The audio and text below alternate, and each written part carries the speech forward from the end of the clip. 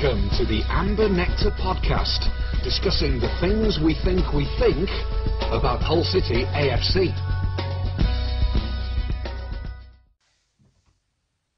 Welcome to the Amber Nectar podcast. If you're joining us live right now on Periscope or later on via our YouTube page or your usual podcast provider, as you can see, the three of us are here to talk about all matters Hull City over the last, 5 days, because we did the podcast on Wednesday last week. Mercifully, after last week having to go through 3 matches, we only have to go through 1.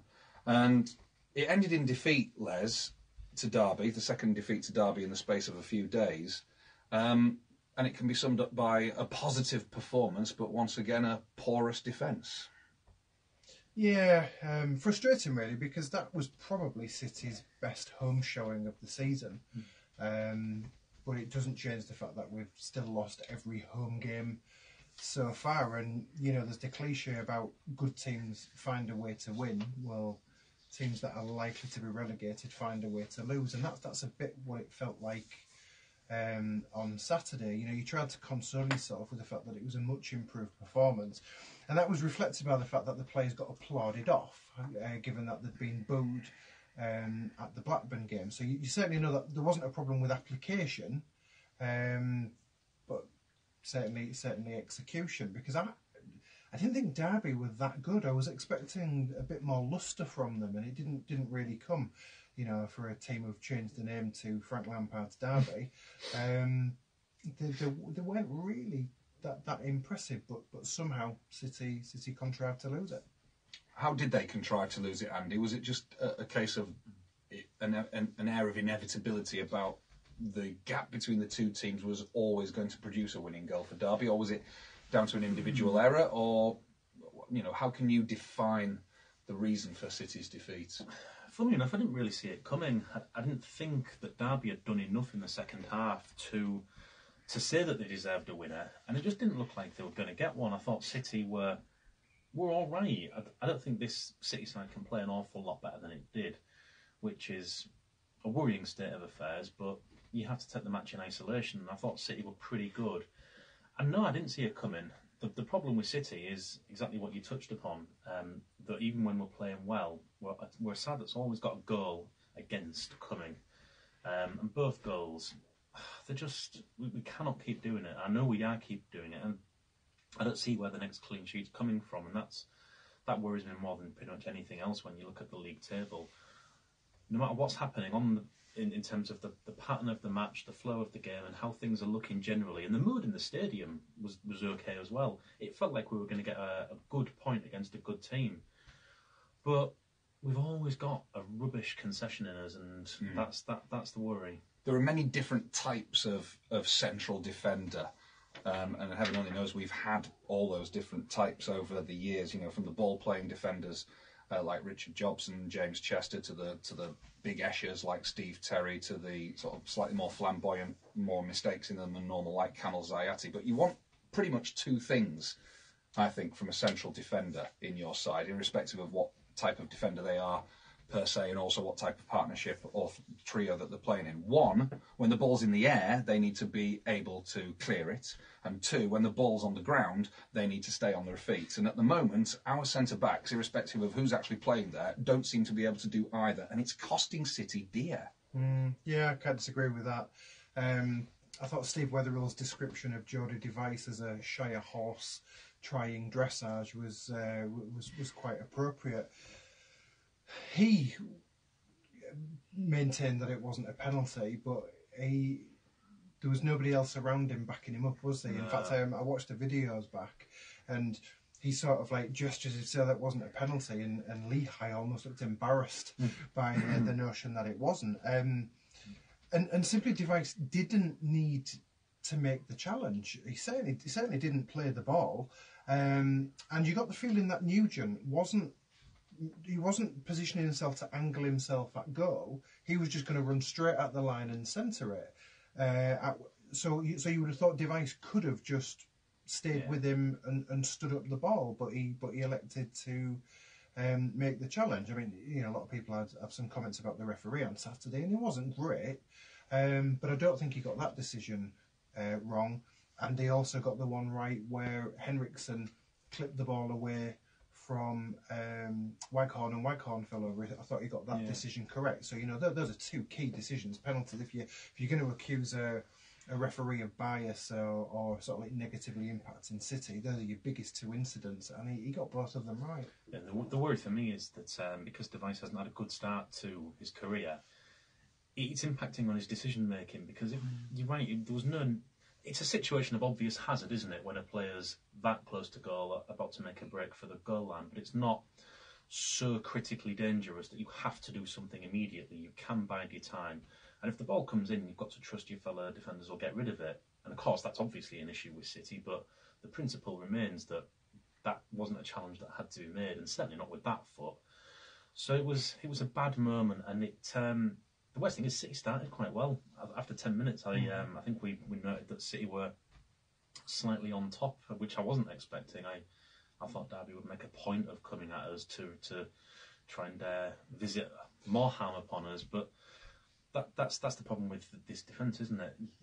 Even when things are going well, someone brainlessly sticks out a foot and you've got a penalty against you. It's a horrendous way to concede a penalty, isn't it? I mean, you're not, in that sort of area of the penalty area is a big old place. You don't need to be constantly diving in on attacking players just because they've managed to get within your 18-yard line. And I mean, Michael Hector did the same thing last season against Fulham, didn't he? In the 2-2 draw over Christmas, where we were 2-0 up, and he gave away a penalty right sort of within the far corner of the box, going towards the north stand.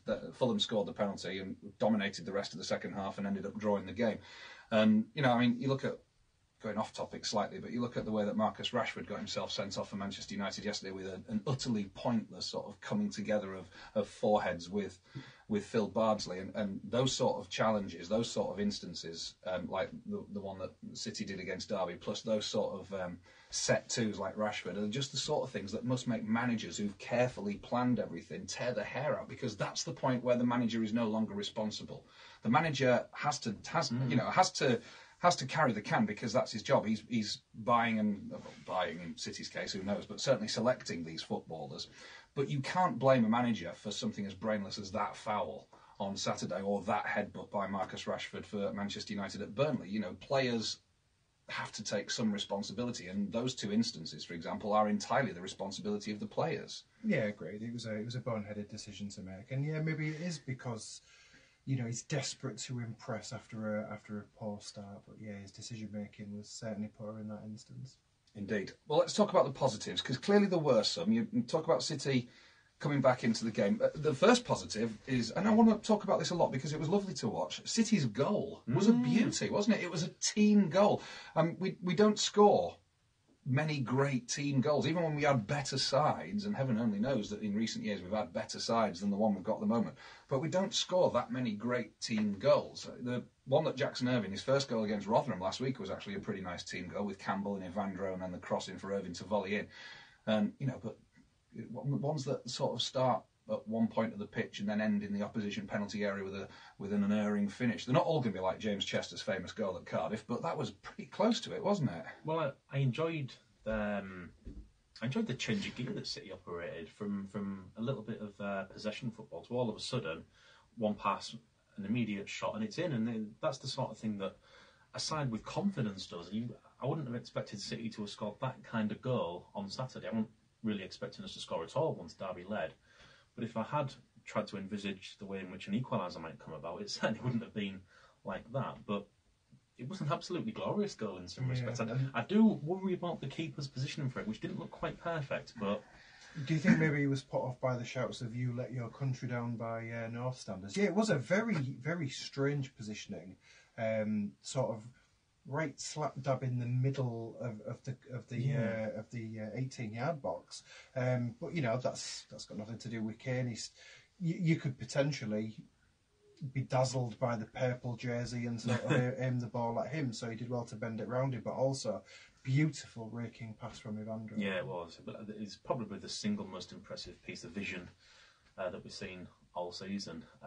It was a really good goal. If a top Premier League side scored it, you'd have a little pair to yourself. So it was a nice moment in a disappointing season. It was a nice moment.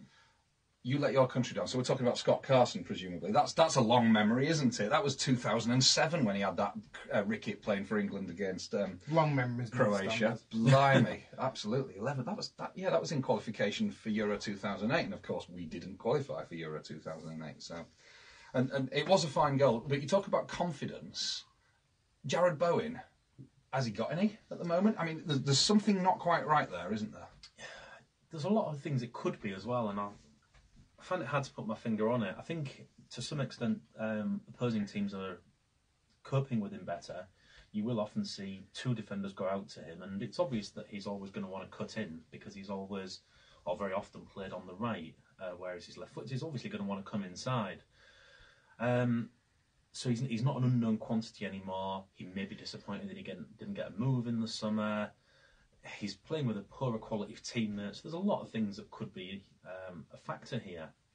But he's not quite the electrifying presence that we saw last season when he lit up a lot of games. He was an unknown last season, though. He's now very much known, and presumably there are enough managers in this country who have respect for what he did last season to maybe put a man marker on him, or maybe even put more than one man on him. Yeah, indeed. But also, I think he's a player who just needs a few more tricks in his repertoire, isn't he? I don't want to call him a one-trick pony, but teams have found out that he's going to cut inside, and so they could shut that down.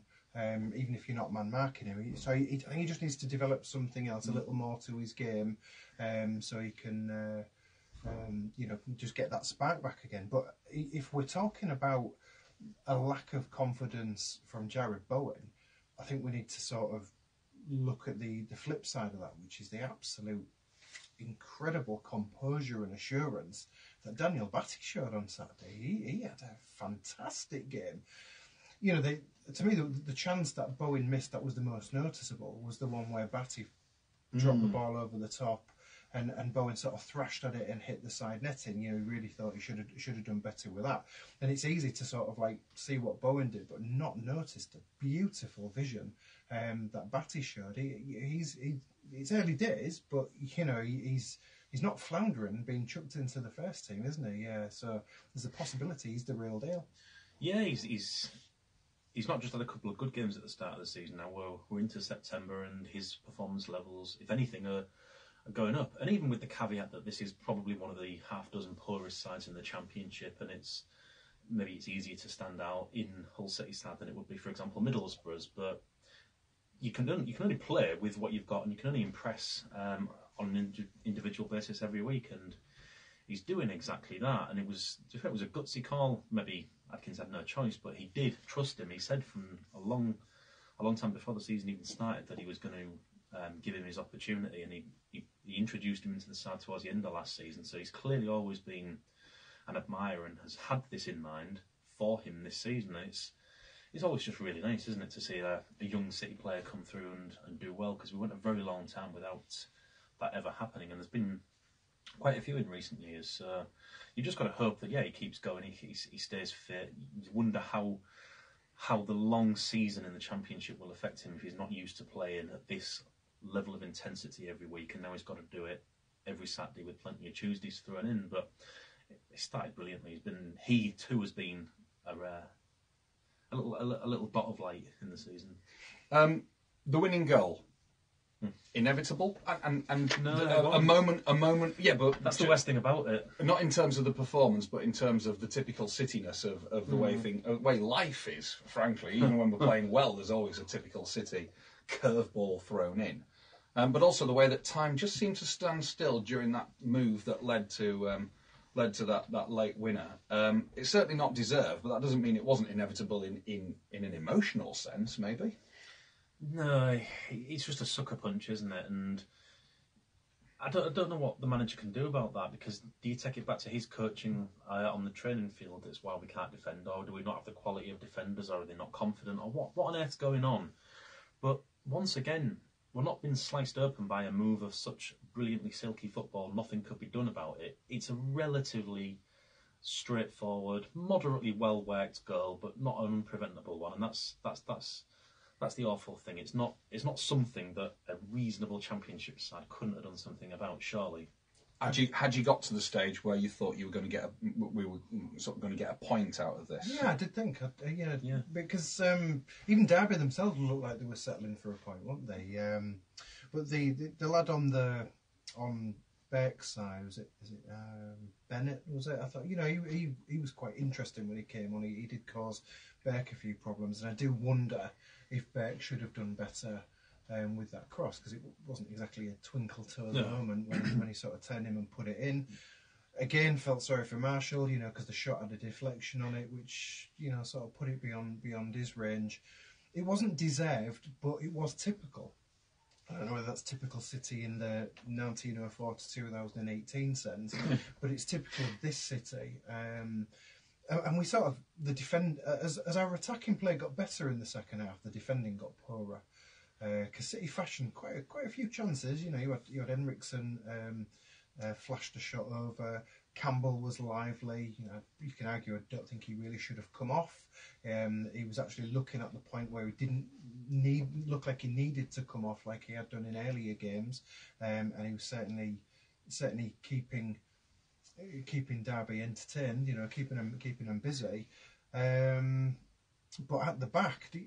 When you play FIFA, there's a button where automatically, like a load of players swarm the ball player, and the problem with that is you're creating space for other players. And sort of City had that kind of naivety to them, where they kept sort of like allowing space to be created because they weren't very savvy about the way they did the marking. So that was certainly disappointing. Yeah, we sometimes look a little bit reactive on the defending, as though we're immediately panicking and moving into place to try and cope with the situation, rather than having a plan and a structure, and that you're not going to get away with that forever. And Derby, they've got good players, and that's going to come bite you on the ice eventually. But I like that you mentioned Campbell.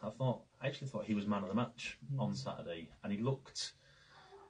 This season, he's looked more like the Campbell that we all want to celebrate from 10 years ago, and there's more and more flashes of it happening, and he didn't look like he needed to go off. Normally Campbell's dead on his feet after 55 minutes, or that was the case last season, but he didn't look as though that was the case. And with no game this weekend, who cares if he's absolutely exhausted by the end of the match? He's got 2 weeks to sort himself out. So I wonder if Adkins got that right. It's the benefit of hindsight, because if Keane had come on, refreshed presence, and caused Derby some problems, that's how it goes. But I'd have kept him on, because I thought he was playing really well.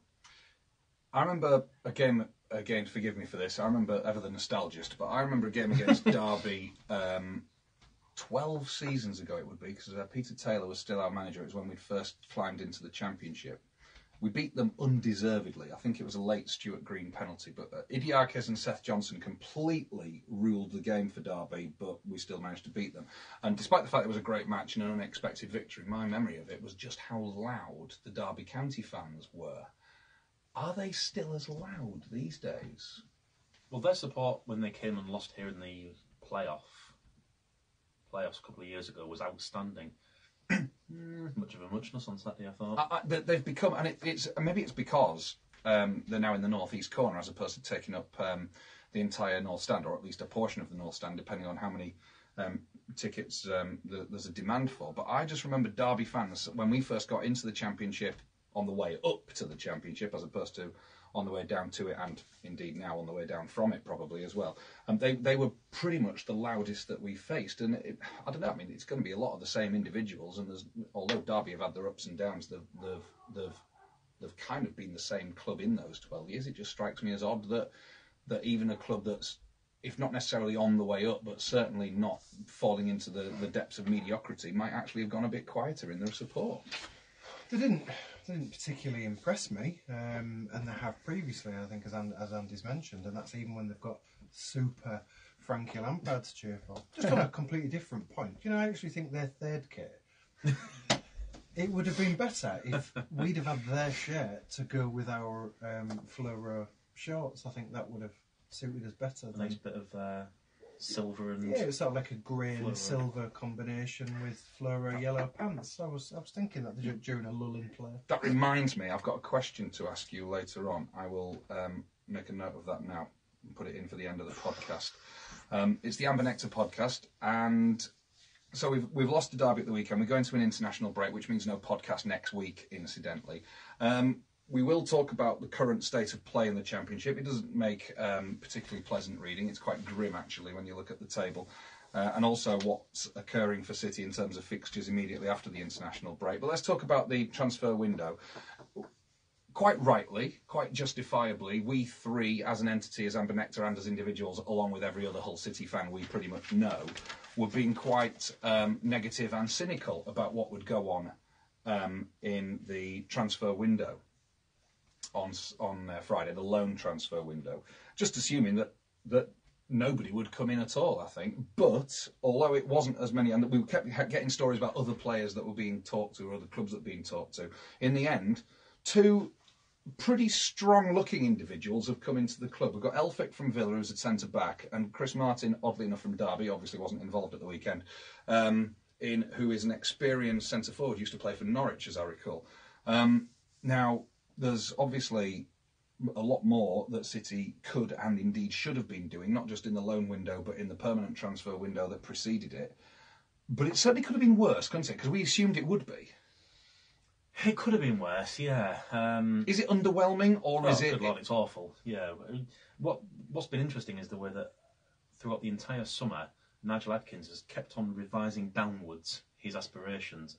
And even on the final day, his aspirations were reduced to nothing more than just getting 4 people, somehow, from somewhere, in on loan. And we didn't even manage that. So the way in which his hopes have just been unmet at every stage is preposterous. The 2 players who've come in are actually better than I thought we might have got, and the players who should genuinely add something to the, not even just the squad, to the actual starting 11. So that's okay. Elphick's already played against us this season, hasn't he? They're both good players, and yeah, they're going to make us better. The issue with squad strength, well, it's unresolved now, isn't it? And we're going to have to try and muddle through with a squad we know isn't deep enough. Yeah, I mean, even in loan signings, we've not done enough. Even when you could level the argument that they don't want to sign, they don't want to spend on players that are going to be permanent.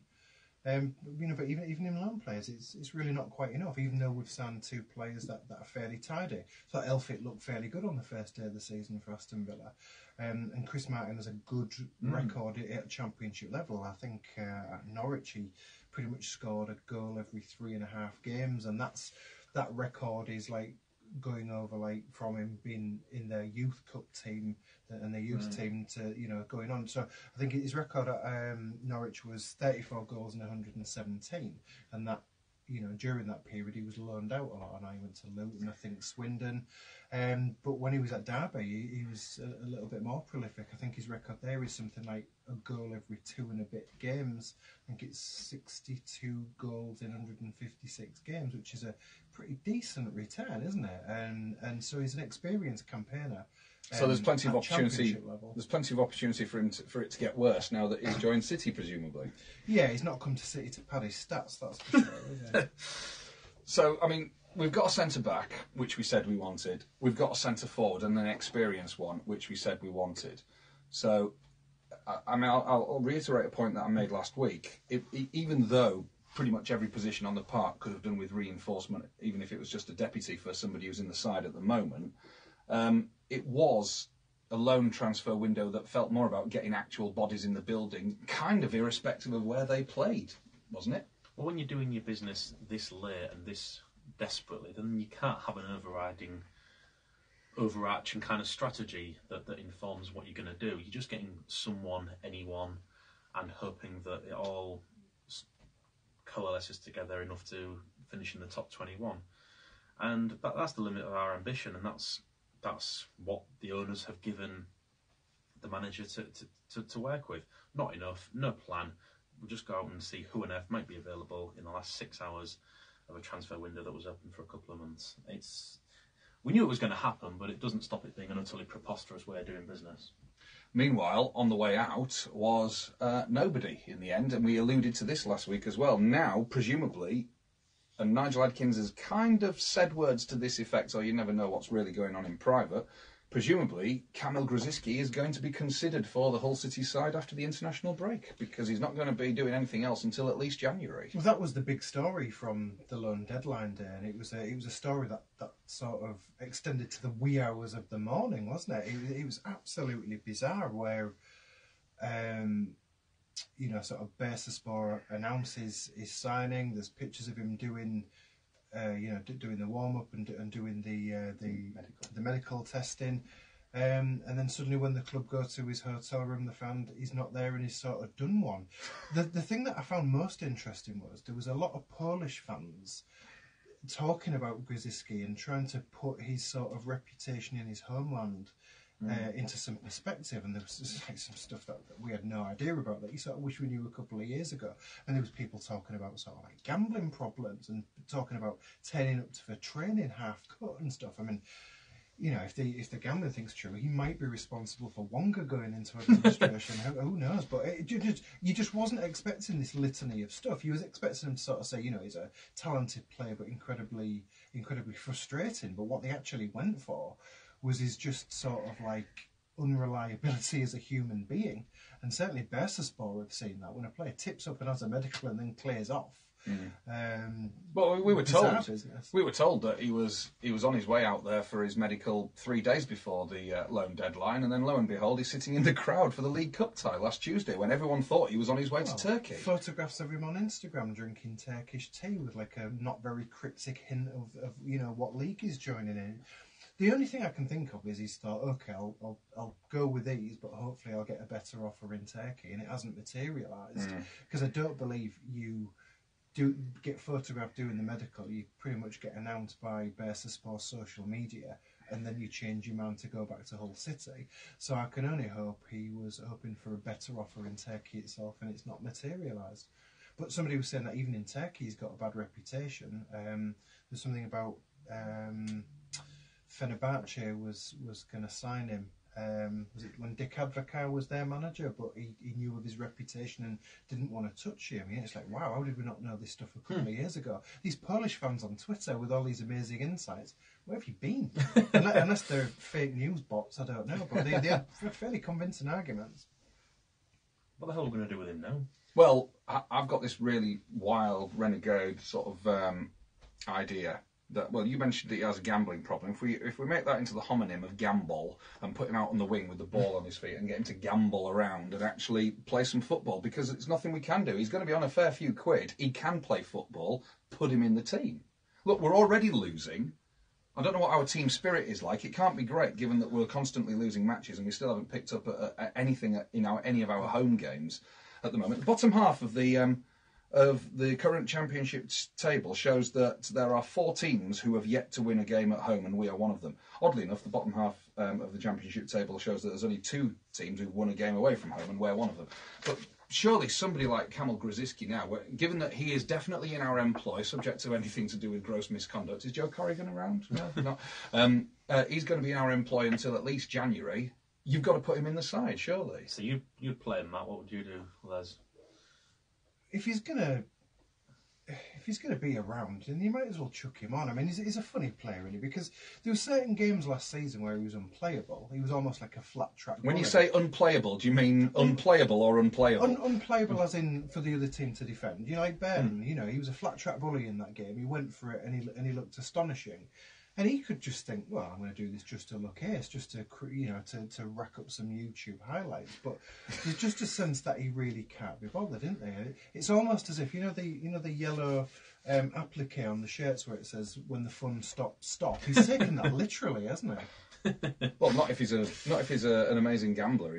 I don't think he is an amazing gambler. I mean, that might be why. All right, then, an inveterate gambler. Why he supposedly him and his agent wanted 2 years wages up front. Which wow. If that's true, that's a preposterous thing to ask for. Somebody's just said on Periscope, Grzycki clearly falls into that category of player who has an agent who is a massive bastard, which might well be a fair point. Let's not forget that Grzycki had some decent games in the Premier League under Marco Silva, the man who brought him here in the first place. So, this guy can play football. Get his head right. That's Nigel Adkins' job. Presumably he's on a reasonable enough whack to actually sort out footballers who've got ability but have got something going wrong upstairs and get him into the team. Can he do any worse than we're doing at the moment?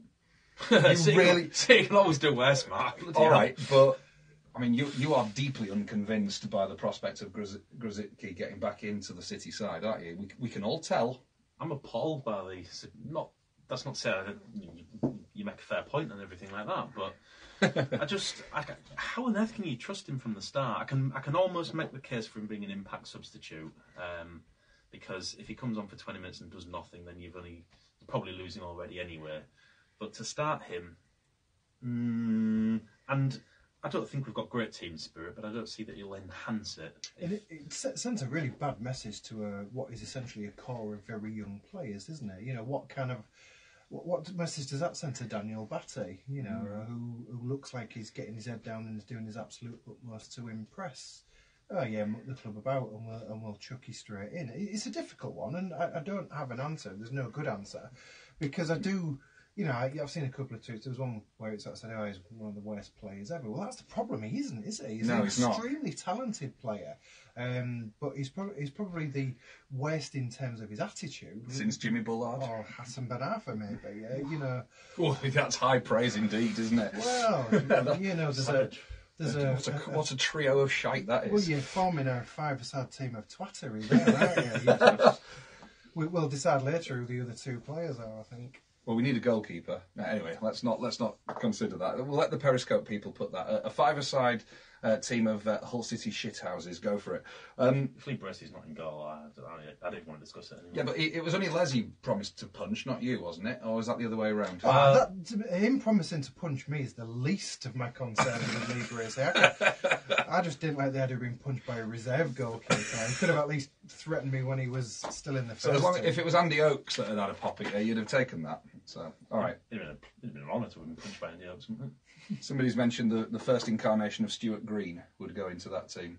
One more incarnations, might as well. All right.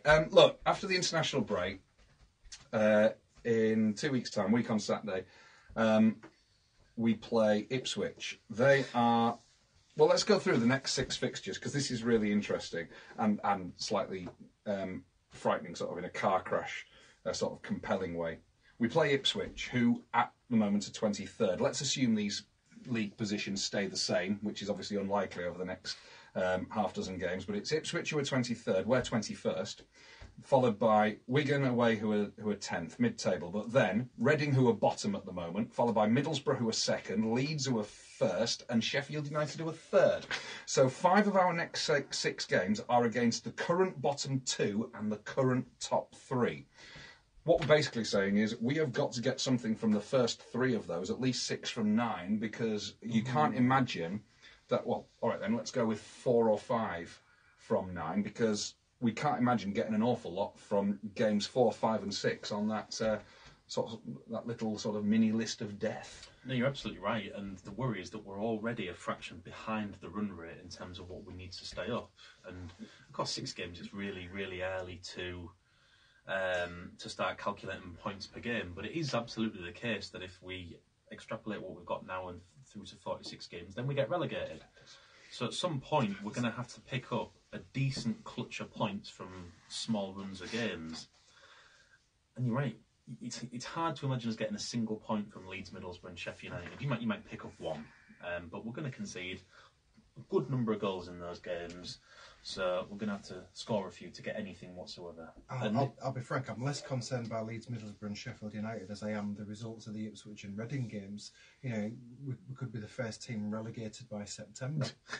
Well, what I especially like is that City could be going to Reading, who won't have got a point by home by that point. It is absolutely outrageous, isn't it, that despite the fact that we've not won a home game yet and only won once all season, we're not actually in the bottom 3. Well, I mean, the fact that Ipswich, Reading, QPR, do look like an utter basket case, possibly even more than we are, which I know is quite an achievement in itself. But, you know, to have QPR, Ipswich and Reading all below us at this stage of the season is it's frightening. As people go on about the quality of the championship, but it's clearly a very low quality championship at one end and whatever the high quality is at the other. Well, look at the bottom 6 at the moment: Preston, Birmingham, City, QPR, Ipswich, Reading. That actually sounds an awful lot like a plausible end of season. Bottom 6, you might chuck a couple of others in there, like perhaps Barnsley, and if Bolton slide, you never know. But there's no one in the bottom 6 at the moment who you can't imagine spending a long, long time there this season. And I can with QPR, I think. Well, they've got Steve McLaren in charge, who's damaged goods. But... Oh yeah, I can see him staying there. I can see all the bottom 6 staying there. Is what I thought you meant the opposite. Sorry, I misunderstood you. No. Well, see, I'm going to get out, don't I?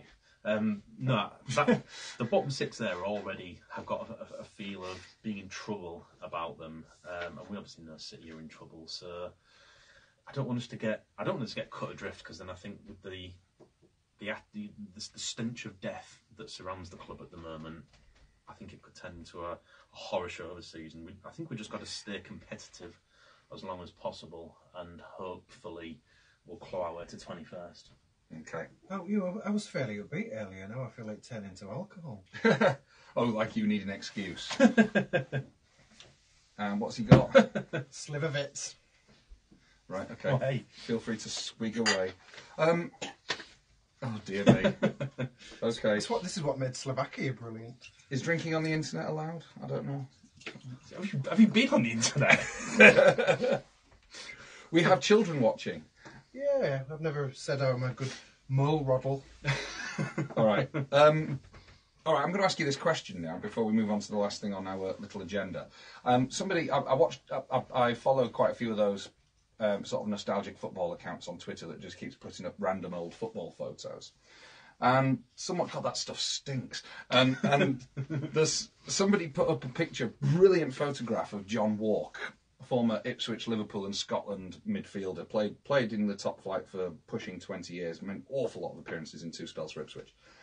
And he was playing, it was in his Liverpool days, and he was wearing the red Liverpool shirt of whatever season it was, the black change shorts, and the yellow third strip stockings. It was away at Watford, so that's why. Here's the question. Have City ever worn a kit that's been made up of 3 parts of 3 City kits? This, if only we had a kit expert to answer this. Anyway, Les. Can I confer and come back to you? You can confer with your own brain, because you're pretty much not going to be conferring with Andy or I. I'm sure our Periscope devotees will assist in any way that they possibly can. We have got one last thing to talk about, and it is a positive thing. Unfortunately, it involves an ex-City player rather than a current City player. It's been announced today that Andy Robertson, who, let's remember, a year ago after joining Liverpool from Hull City couldn't get into the Liverpool team, is now the captain of his country. He's been given the job of captain of Scotland because Darren Fletcher's no longer involved and Scott Brown has retired from international football. Now, whatever reasons an English person, sort of any self-respecting English person who likes football can throw at Scotland to laugh at them, one thing they have had over the years are quite a lot of very, very good captains, and this is so it's quite an illustrious list. But irrespective of who's done the job in the past, it's a hell of an honour for a player whose climb has been meteoric. Well, it's good for him. He strikes you as one of the good guys in football, and I'm surprised though he's never struck you as captain material, has he? Well, maybe they're struggling for other sort of Scottish obvious personalities to take over. I don't know, but it's obvious that he's always going to be picked for a start. That probably helps. And also, he's probably the highest profile Scotland international at the moment, given the club he currently plays for. I mean, there was a time when English football was absolutely awash with the best Scottish players there were, and there were some very good ones. Let's not forget, in the 1970s, they qualified for 2 World Cups, whereas England didn't. But, you know, and there were plenty of captains within that, you know, players like Martin Buchan and Graham Souness and Billy Bremner and so on. So, you know, he's probably the highest profile Scotland international there is at the moment. But you're right. I mean, he doesn't necessarily strike us as captain material, but at the same time, he's what is it? It's 3 years or whatever since he joined City, and he's achieved a lot, presumably both as a person as well as a professional footballer over the last 3 years, and maybe the players have got that respect for him as a captain. Possibly. No further comment to make. No. Well, other international City captains. Well, Billy Bremner is the obvious one, isn't he? I mean, all right, Robertson has left Hull City and gone on to the job, which is far better an achievement than leaving Leeds United after 20 years and joining Hull City, having already been Scotland captain and banned from playing for your country after a nightclub incident in Denmark in 1975. Awesome. which is what happened to Billy Bremner. The obvious one, I suppose, is Terry Neal on top of that, but he wasn't. He was everything. He was centre-back, captain, manager, and he was even an administrator, because when he was running Northern Ireland and running Hull City at the same time, he reorganised the Northern Ireland International against Spain. It would have been 72, so it was probably an early World Cup qualifier for 74, to be played at Boothby Park because of a Troubles-related problem in Belfast. Sammy McIlroy's Northern Ireland debut. And I know that because when a Simon Gray coach broke down and we was awaiting a replacement, Macclesfield Town's board sort of invited a load of City fans in, and I got to talk to Sammy McIlroy, who was speaking quite glowingly of Boothby Park and the memories of his international debut. Tragically, it was a conversation that was cut short because Justin the Mute had an epileptic fit in the boardroom. Awesome times. We're going to have a full podcast on Simon Gray coaches that broke down. Should we do that during the international break? We'd have to do it as a two-parter. David Myler, wasn't he not captain of the Republic of Ireland? I don't think he was ever permanent captain, was he? And this is an announcement. This is an announcement that the job is his for us, is Robertson's, for as long as he is in the Scotland team. Well, I bet he was on 48 then, in Scotland. But it's a great achievement for an ex-City player who we're going to love forever, aren't we? Yeah. In the same way that Harry Maguire will probably be the England captain in the next 3 or 4 years. I just always keep thinking, oh, for God's sake, why couldn't we just stay up one more season? But we got Kevin